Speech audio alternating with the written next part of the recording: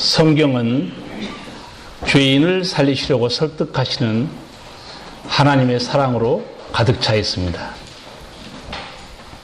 성경에는 하나님 나라 은총을 주시려는 예수님의 설득이 있습니다. 그리고 영원한 진리를 깨닫게 하시는 성령님의 설득이 있습니다. 오늘 본문은 죽은 나사로를 살리시는 예수님의 능력이 나타나 있는데, 요한복음은 특별히 이런 사건을 기적이라고 말하지 않고 표적이라고 말합니다. 표적은 이 사건이 예수님이 누구신가를 가르치는 뜻입니다. 예수님이 생명의 주인이시며 구원자 되심, 그 표적을 보이시면서 우리를 설득하고 있습니다. 예수님이 생명의 주인이시다. 이 표적이 설득하고 있다는 것입니다. 42절을 보면 그 예수님이 기도 가운데 왜 죽은 나사로를 살리시는가, 예수님의 의도가 명백히 나와 있습니다. 아버지께서 나를 보내신 것은 저희로 믿게 하려 함이니라. 그렇습니다. 죽은 나사로를 살리시는 것은 예수님이 영생을 주시는 구세주이심을 믿게 하는 데 있습니다. 예수님의 이 표적이 우리로 믿음을 갖게 하는 데 있다는 겁니다. 죽은 나사로 때문에 유대인들이 어떻게 됐는가? 많은 사람이 믿었다. 그렇게 되어 있습니다. 45절을 보면 마리아에게 와서 예수의 하신 일을 본 많은 유대인이 저를 믿었으나, 예수님이 생명의 주인인 것을 믿게 된 겁니다. 성도 여러분, 이 믿음이 무슨 뜻이죠? 갑자기 또 물어보면 모르죠. 이 믿는다는 단어 뜻이 뭡니까?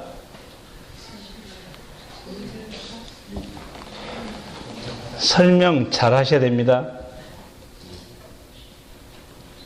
사람들이 말하는 믿음의 개념 정의는 있습니다. 믿음이란 초자연적인 절대자, 창조자를 경외하고 두려워하고 그를 신뢰하는 것이다. 이렇게 설명합니다. 그런데 성경은 다른 뜻을 가지고 있습니다. 제가 종종 성경에 나타나는 단어를 왜 풀어드리는가? 세상 사람들이 이해하는 뜻과 성경에서 말하는 뜻이 다른 게 상당히 많이 있습니다. 이 성경에서 믿다는 단어는 무슨 뜻을 가지고 있는가? 순종하다는 뜻도 있고 설득을 당하다는 뜻도 있습니다. 그래서 이 믿는다는 것은 내 의지로 내가 믿는 것 같지만 거기는 죄인을 살리시는 하나님의 설득이 있습니다. 하나님 나라 은총을 누리시게 하는 예수님의 설득이 있어요. 진리를 깨닫게 하는 성령의 설득이 있습니다. 그렇지 않고서는 우리가 믿음에 이를 수 없습니다. 참으로 불행한 사람은 예수님께서 또 하나님께서 성령께서 말씀과 기적의 손길을 통해서 우리를 설득하고 있는데 자기 논리에 갇혀서 그 놀라우신 하나님의 진리를 거부해버린 겁니다. 여러분, 우리가 책도 보고 공부도 많이 하고 있지만 사람이 아는 게 그렇게 많습니까? 사람이 많은 게 별로 없어요. 아는 게. 책을 보면 얼마나 많이 인간이 알겠습니까? 전능하신 하나님께서 우리에게 영원한 진리를 설득하고 있어요. 내게 돌아오라고 하나님께서. 인간의 논리에 갇혀서 영원한 은총을 잃어버리는 사람들, 참으로 불쌍한 사람들입니다. 사도행전 27장에는 사도 바울이 재판을 받기 위해서 노마로 배를 타고 가는 장면이 나와 있습니다.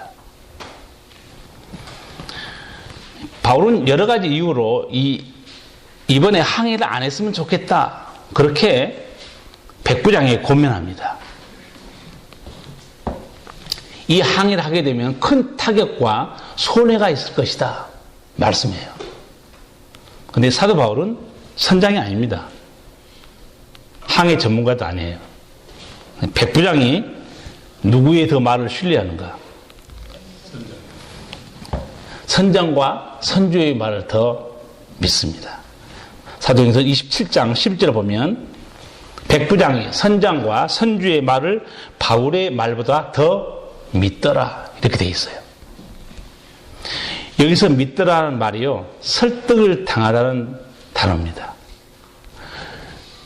백부장이 봤을 때 누구 말이 더 설득력이 있는가? 선장과 선주의 말이 더 설득력 있게 들린 겁니다. 바울은 전도자예요. 그는 항해하는 선장도 아닙니다. 당연히 백부장은 선장과 선주의 말을 더 믿어요. 왜? 바다 항해하는 지식은 이 사람들이 더 많이 갖고 있거든요. 바울은 선장은 아닙니다. 그러나 놀라운 사실이 하나 있어요. 바울은 하나님의 음성을 듣는 사람입니다. 우리는 전문가의 도움이 필요합니다. 경제 전문가의 도움을 받아야 경제 문제가 좀 회복될 수 있죠? 그러나 경제 전체를 붙들고 복을 주시고 은총을 베푸시는 손길은 따로 있습니다. 살아계신 하나님의 은총이에요. 그런데 흥미로운 것은 영어 성경에는 더 믿더라 그 말을요, 그 원어대로 살려서 이렇게 번역해 놨어요. 우리말로 해석하면 백부장은 선주와 선장의 말을 듣고 더 설득을 당했다 이렇게 되어 있습니다. 믿다는 것은 설득당하는 거예요. 그래서 영어 성경 중에 킹 제임스 버전이나 NASB는 이렇게 되어 있어요. The centurion, 백부장입니다. was more persuaded. 이 persuaded이라는 단어가 설득하는 단어입니다. was more persuaded. 더 설득을 당했다는 거예요. 여러분, 이 믿는다는 것은 결국 설득을 받는 것이고, 그 설득을 받아들이면 그는 믿음의 세계로 들어가기 시작한 겁니다. 내가 믿는 것 같지만 거기는 설득하는 과정들이 하나 들어있었죠. 사도행전 28장 보면 바울이 노마에 도착했습니다. 거기서 복음을 증거합니다. 하나님의 은혜로 죄수로 갔지만 2년 동안 새방에 살면서 사람들 자유롭게 만날 수 있게 하나님이 해놨어요. 사도 바울이 복음을 전합니다. 이런 말씀이 나와요. 복음을 듣고 믿는 사람도 있고 믿지 않는 사람도 있었다. 그렇게 나와 있습니다. 그런데 문제는 여기 영어 성경에는 똑같이 그걸 믿다는 말을 어떻게 번역해 놨냐면, 어떤 사람은 설득을 당했다 이렇게 돼 있고 어떤 사람은 안 믿었다 이렇게 돼 있어요. 여러분, 믿음은 자기 논리에 설득당한 것이 아닙니다. 하나님 말씀으로 성령의 역사로 깨닫게 되고 설득당할 때 비로소 믿음이 생기는 겁니다. 믿음은 예수님이 이루시는 여러 가지 기적적인 사건들, 가르침, 깨닫게 하는 성령의 역사를 통해서 생긴 거예요. 이 자리에 계신 여러분이 예수를 믿고 있었다는 것은 어떤 전제가 깔려 있었느냐? 하나님께서, 성령께서 여러분 속에 들어와서 여러분에게 설득한 겁니다. 이게 죄다. 이거는 죽음으로 가는 길이다. 예수가 생명이다. 너는 죄인이다. 우리 속에 성령께서 우리를 설득하고 있는 겁니다. 그때 내 영이 그걸 받아들이면서 회개하고 통곡하고 영접하는 순간 우리는 강한 믿음의 사람이 되는 거죠. 그러나 불행한 사람, 자기 논리에 매여서 그 하나님이 위대한 사랑의 설득을 거부한 겁니다. 길이 없어요. 우리 기독교가 다른 종교나 무속신앙과 다른 이유가 하나 있습니다. 보통 일반 무속신앙은 신앙의 대상을 설득합니다. 구술하면서 그 귀신을 달랩니다. 섬기는 거죠. 근데 우리 기독교는 다릅니다. 하나님이 우리를 설득하는 거예요. 왜 우리를 설득하겠습니까? 사랑하시기 때문에 그런 거예요. 생명을 누리라고 하나님 우리를 설득합니다. 이게 하나님의 사랑이에요. 이사야 55장 2절 3절 보면 하나님께서 이스라엘 백성을 설득하는 장면이 나와요. 나를 청종하라. 그리하면 너희가 좋은 것을 먹을 것이며 너희 마음이 기름짓는 것으로 즐거움을 얻으리라. 너희는 귀를 기울이고 내게 나와 들으라. 그리하면 너희 영혼이 살리라. 이제 오늘 이후로 여러분 성경을 보실 때 관점을 달리하시기 바랍니다. 아, 하나님이 외치는 말씀, 예수님이 말하는 복음이 우리를 설득한 하나님의 사랑이었구나 깨달아야 됩니다. 우리를 설득하고 있어요. 하나님께서 나를 청종하라는 거예요. 그럼 내가 살 것이다. 너희는 귀를 기울이고 내게 나와 들으라. 그리하면 너희 영혼이 살리라. 하나님이 죄인을 향한 설득이에요. 또 하나 이사야 1장 18절 19절을 보면 죄로 인해서 망가진 인생, 비참하게 그 죄의 열매를 먹고 살아가는 사람들 향해서 한마디 더 하나님 하십니다. 여호와께서 말씀하시되 오라 우리가 서로 변론하자. 너희 죄가 주홍 같을지라도 눈과 같이 희어질 것이요 진홍같이 붉을지라도 양털같이 되리라. 너희가 즐겨 순종하면 땅의 아름다운 소산을 먹을 것이다. 너희가 지금까지 어떤 죄를 지었든 간에 내게 오라는 거예요. 나하고 얘기해보자는 거죠. 여러분, 세상에는 용서받지 못할 죄가 없습니다. 십자가는 모든 죄를 용서해 줍니다. 하나님 오라고 불러요. 나와 얘기하자는 거예요. 너희 죄가 주홍 같을지라도 눈과 같이 내가 깨끗하게 해주겠다. 이게 하나님의 설득입니다. 거룩함을 누리게 하는 하나님의 설득이에요. 하나님은 전능하신 것은 사실입니다. 그런데 하나님은 절대 강제하지 않습니다. 우리에게 선택을 줍니다. 항상. 에덴 동산에서도 아담에게 선택을 줬어요. 오늘날 우리에게도 예수님이 구원의 진리 모든 것은 다 우리에게 은혜로 주시면서 선택은 우리에게 하게 합니다. 내가 영접하고 내가 회개하면 약속한 내 은총을 너희가 누리게 될 것이다. 하나님께서는 끊임없이 포기하지 않고 우리를 설득하고 있어요. 이사야 1장 보면 하나님을 떠난 죄로 인해서 머리끝부터 발끝까지 하나님께 얻어맞고 고통당하는 이스라엘 백성의 모습이 나와요. 하나님이 이렇게 말해요. 어찌하여 매를 더 맞으려고 더욱더욱 배역하느냐. 하나님은 때로 징계하면서 우리를 설득합니다. 고난 가운데 우리를 설득하고 있어요. 내게 돌아오라는 거죠.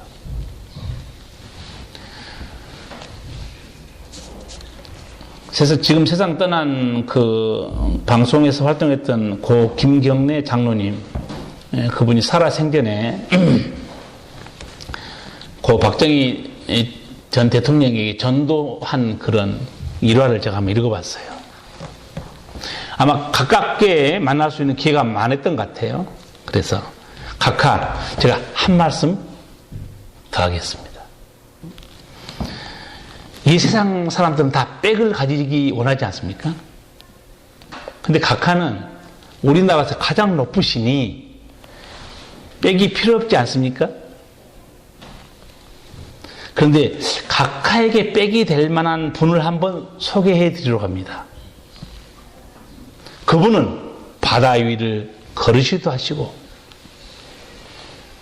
장님 눈도 뜨게 하시고 문둥병자도 거기에 딱 들더니 쳐다보면서 그거 예수 아니요?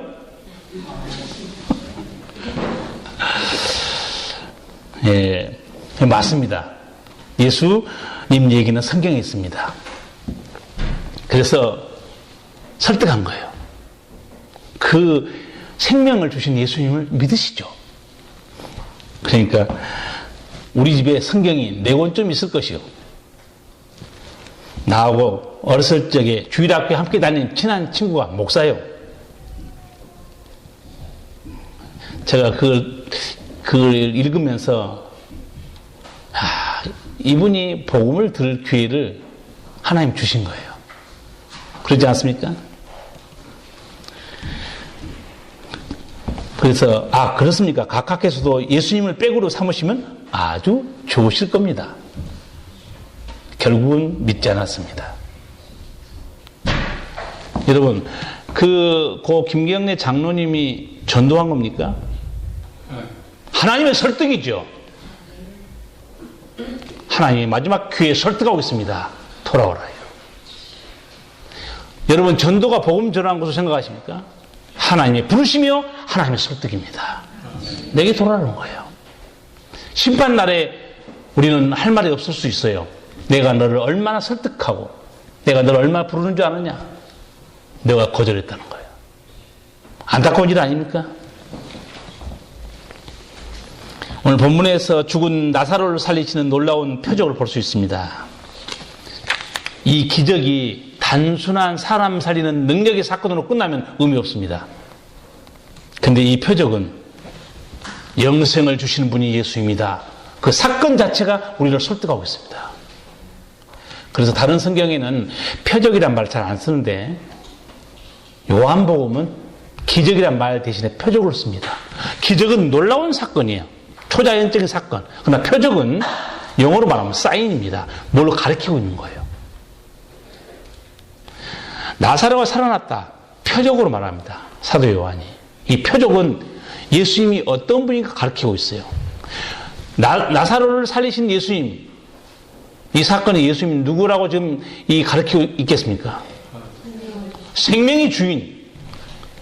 이 사건이 예수님이 생명의 주인 되심을 가르치고 있어요. 그래서 사도 요한은 예수님이 기적을 행했다 말하지 않고 표적을 행했다 말합니다.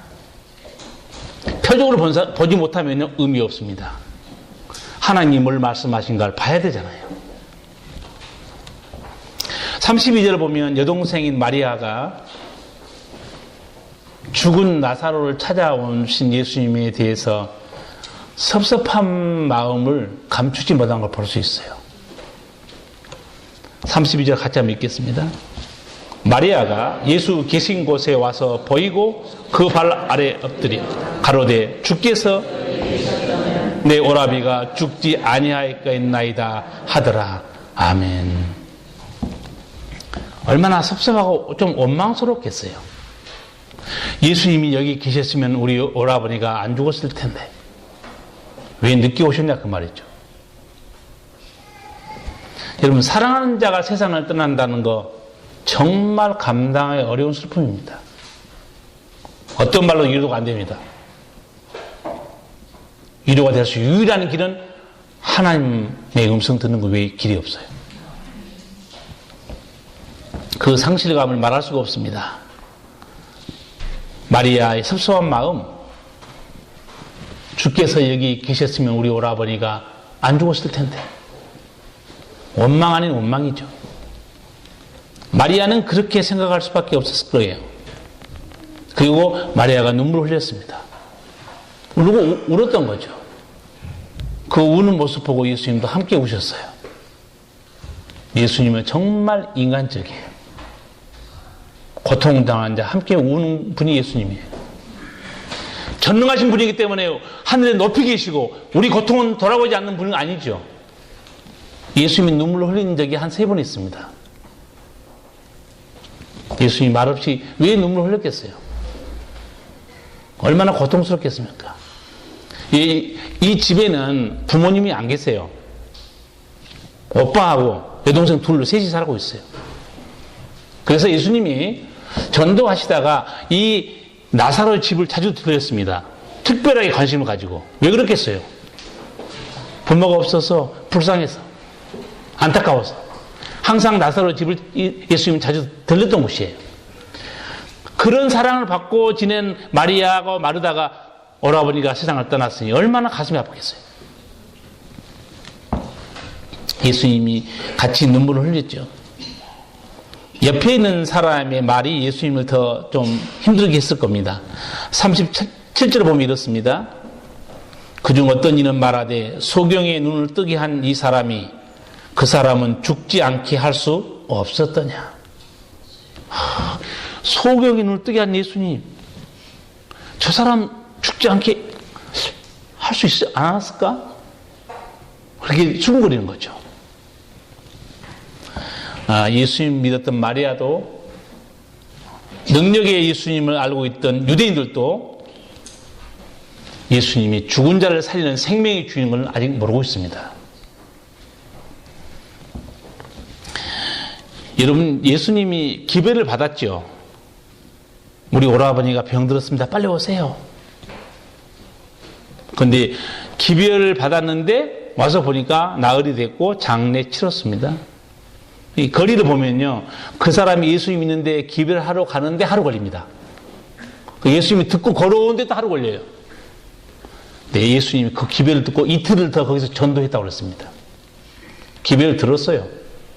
근데 와보니까 예수님, 나사로가 장례에 대해서 무덤 속에 있어요. 죽은 지 나흘이면 나사로가 언제 죽은 거예요?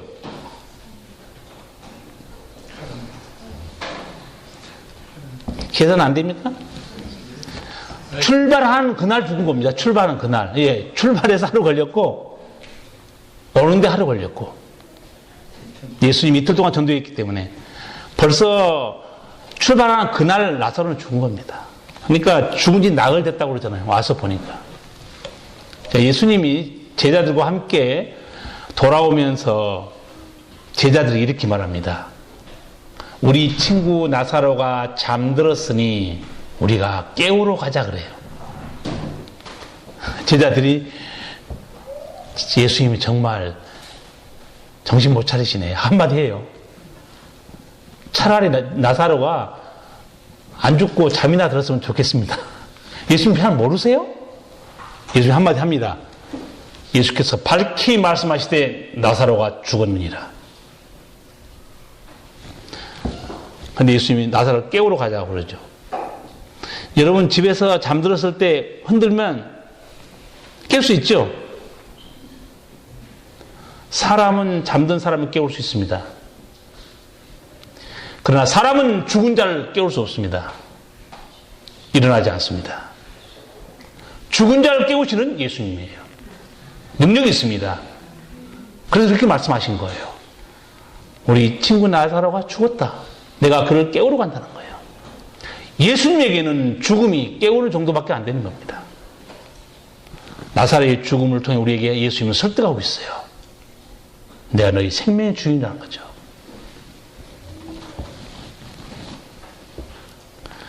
눈물을 흘린 마리아를 위로하시면서 예수님이 한마디 합니다. 40절 같이 읽겠습니다. 예수께서 가라사대 내 말이 네가 믿으면 하나님의 영광을 보리라 하지 아니하였느니라 하신대. 한마디 해줘요. 네가 믿으면 하나님의 영광을 본다고 말했지 않냐? 하나님의 영광이 뭡니까? 하나님의 사람을 살리는 놀라운 영광. 그거 예수님이 이미 25, 26절에서 말씀했어요. 25, 26절 한번 읽어볼까요? 예수께서 가라사대 나는 부활이요 생명이니 나를 믿는 자는 죽어도 살겠고 무릇 살아서 나를 믿는 자는 영원히 죽지 아니하리니 이것을 내가 믿느냐. 아멘. 하나님의 영광은 다름 아닌 부활시킨 능력이에요. 죽은 자를 살리는 능력입니다. 누가 이 영광을 볼 수 있는 거예요? 믿는 자입니다. 믿지 않는 자는 이 영광을 볼 수 없어요. 누리지도 못합니다.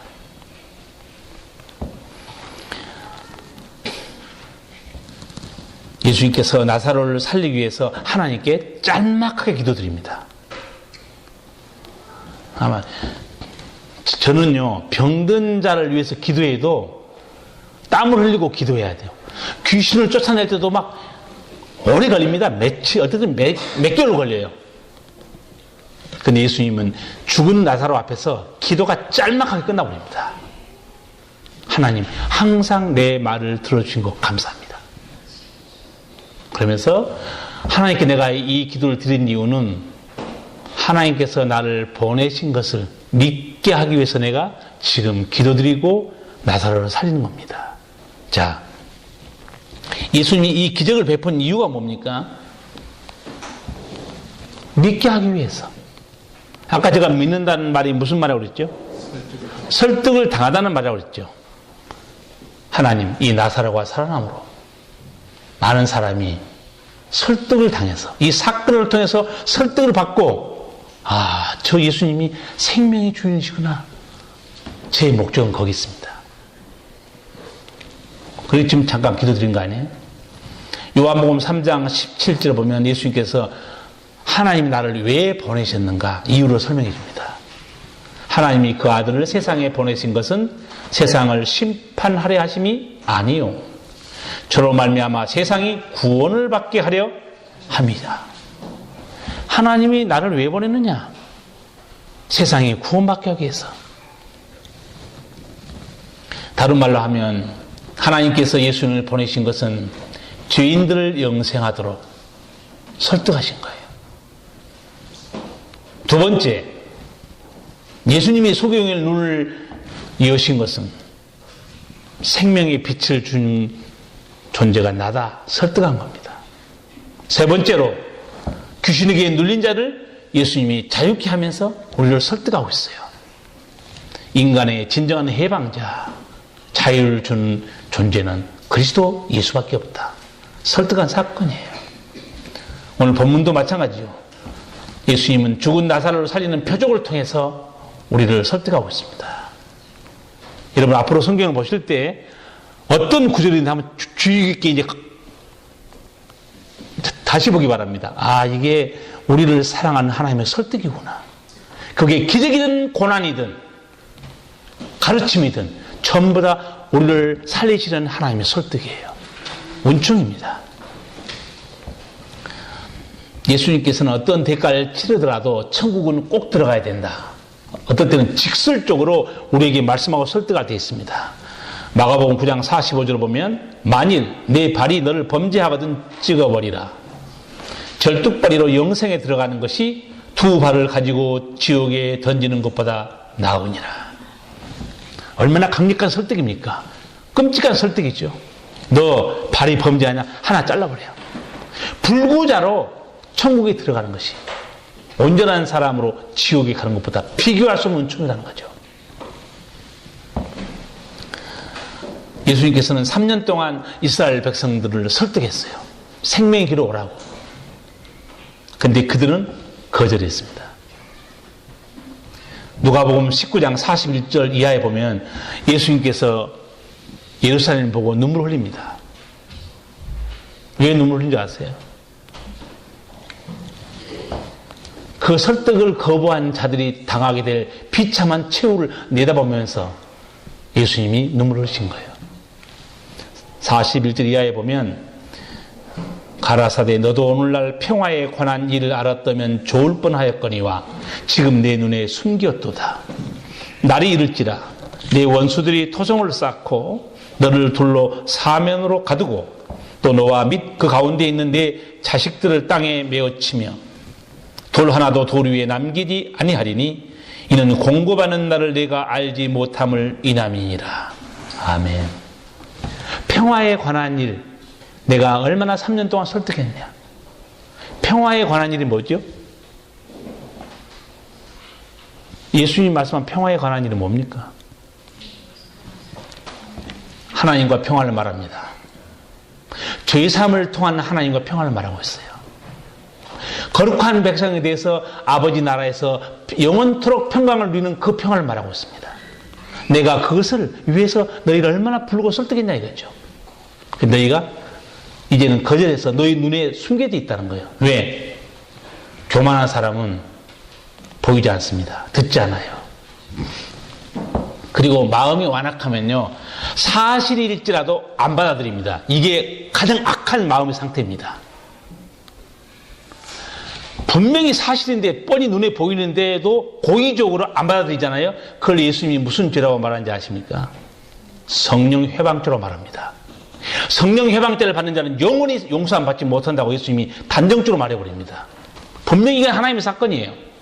그런데 마음에 안 드니까 고의로 거부해버립니다. 인자를 거역하는 자는 용서함을 받을 수 있으나 성령을 회방한 자는 용서받지 못한다는 거예요. 근데 그 장면이 몇 개 있습니다. 예수님께서 유대인들에게 생명의 말씀을 증거하면서 이런 말이에요. 너희가 하나님을 알았으면 당연히 나를 알 수밖에 없다는 거예요. 왜? 하나님 너희가 말씀 들었느냐? 그게 내가 한 말이라는 거예요.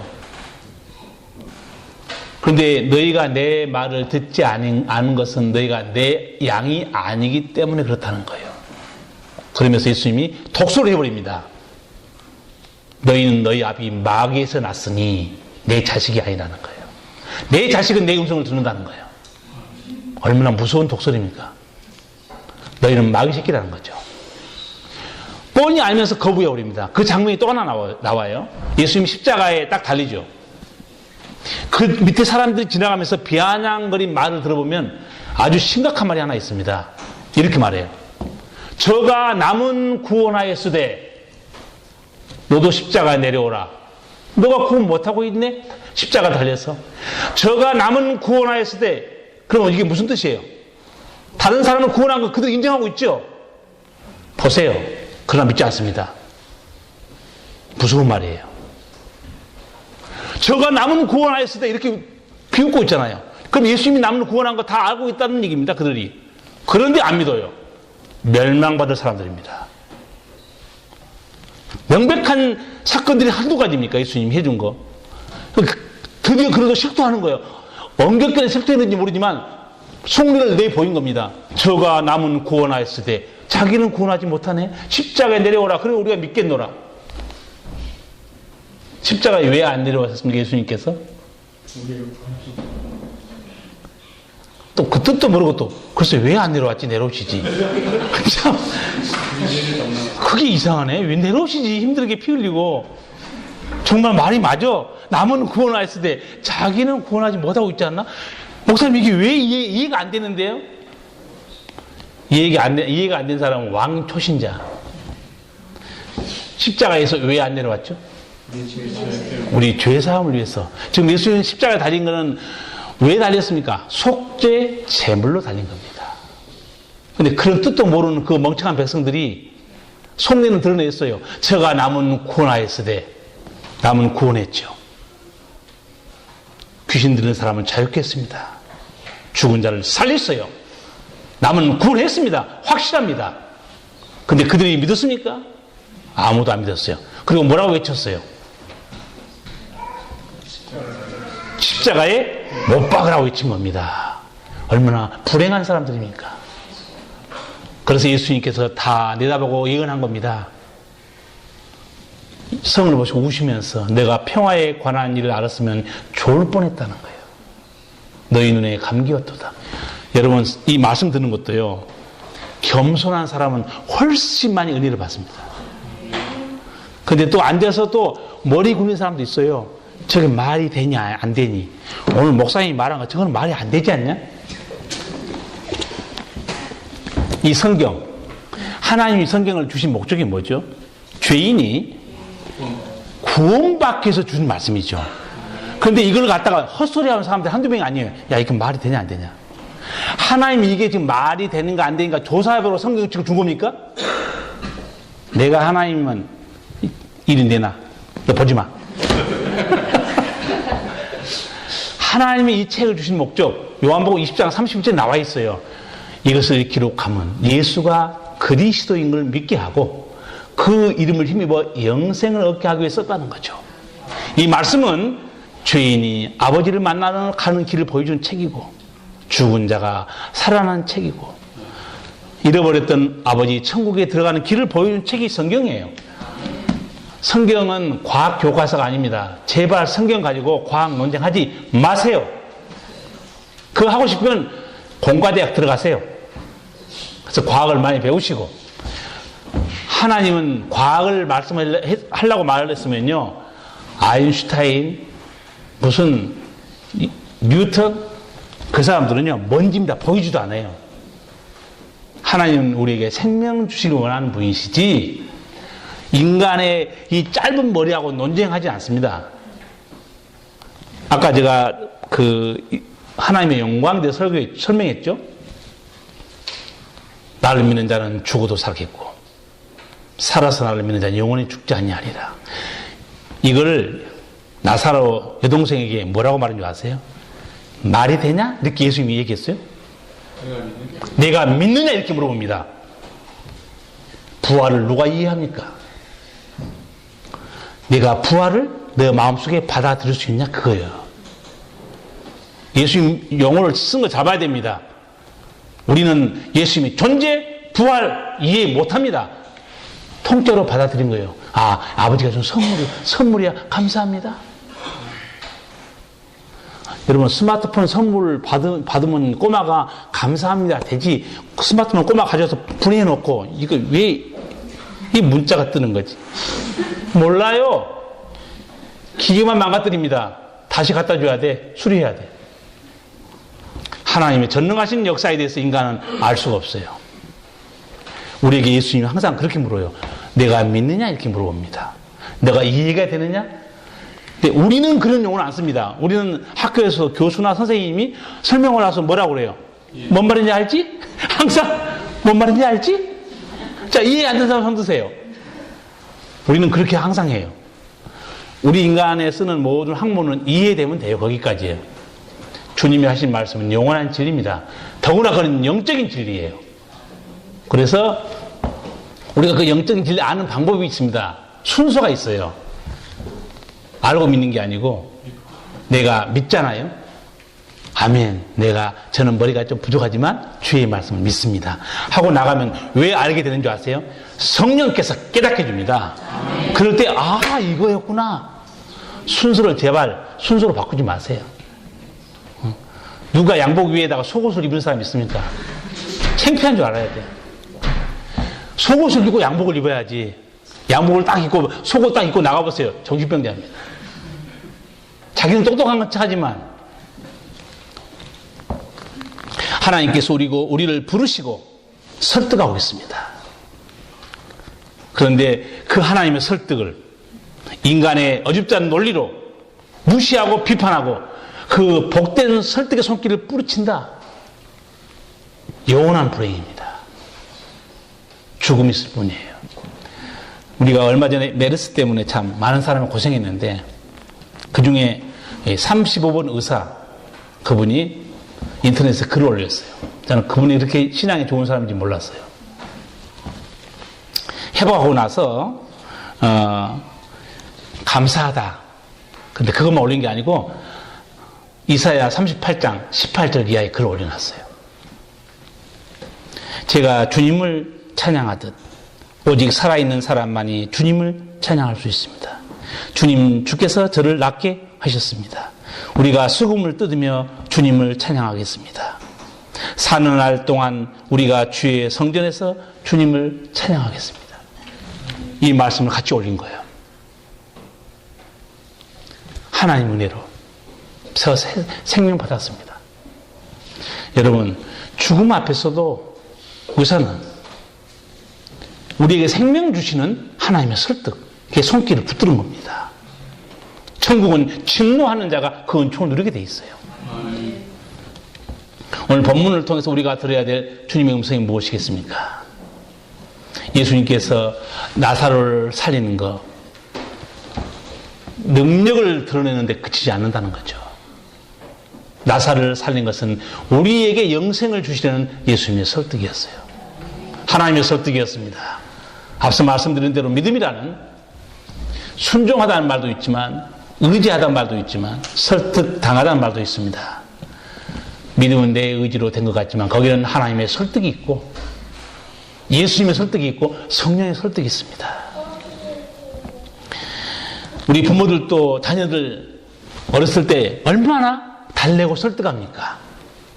너 공부 좀 해라. 왜 설득하죠? 공부 안 하면 어떻게 되는 거 너무 잘하고 있죠?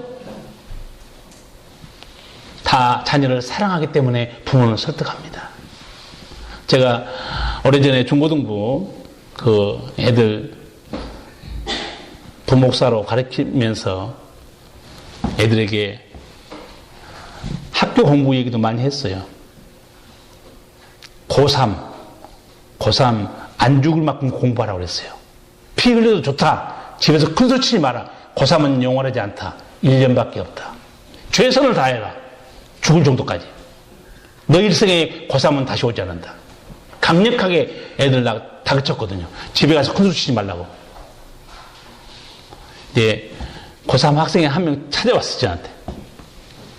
목사님, 내가 말 안 듣고 공부 안 한 거 지금 뼈저리게 후회하고 있습니다. 시간이 얼마 안 남았어요. 좋은 대학을 의욕으로 가나요?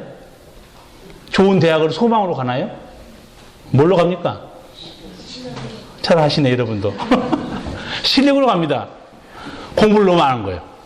그래서 목사님, 제가 그 말을 안 듣고 공부 안 한 거 뼈저리고 느끼고 있습니다. 그 순간에 내가 탁 떠올랐어요.